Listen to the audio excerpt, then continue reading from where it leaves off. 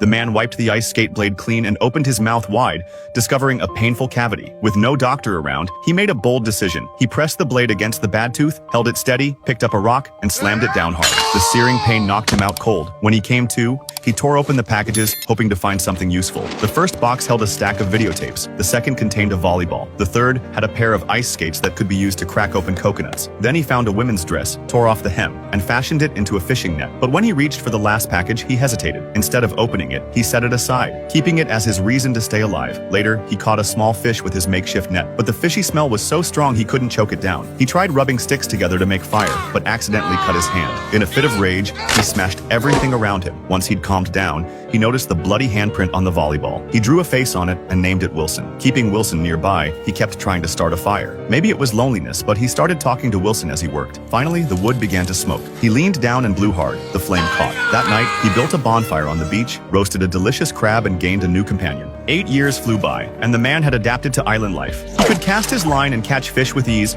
but the loneliness was still unbearable. One day, he spotted a metal panel floating in the ocean. Watching it shift in the wind, he decided to build a raft and use it as a sail. He started chopping down trees, collecting bark to dry in the sun, then twisting it into rope. He even tore apart the videotapes for cordage, but still didn't have enough. He looked at Wilson. He couldn't bring himself to turn his only friend into rope. In desperation, he climbed to the top of the cliff and untied the noose he'd once planned to use to end his life. Instead, he decided to set sail. He dressed Wilson, carved a message into the rock wall, and strapped Wilson to the bow of the raft. He also brought along that package he'd never opened. The man officially set off, facing the waves without fear, even encouraging Wilson to weather the storm with him. When the waves came crashing down, he quickly untied the ropes and raised the sail. The raft survived the storm. When it rained, he caught water and coconut shells and proudly showed Wilson the fish he'd caught. But that night, another storm hit and ripped away the sail. The man clutched Wilson tight. The raft drifted aimlessly. When he woke up, Wilson had been swept into the sea. He immediately dove in and swam after him. But the farther he swam toward Wilson, the farther he got from the raft. In despair, he returned to the raft, threw away the paddle, and collapsed. He'd lost Wilson and his will to live. But just then, a ship appeared on the horizon. He raised both arms with every ounce of strength he had left. He was finally rescued.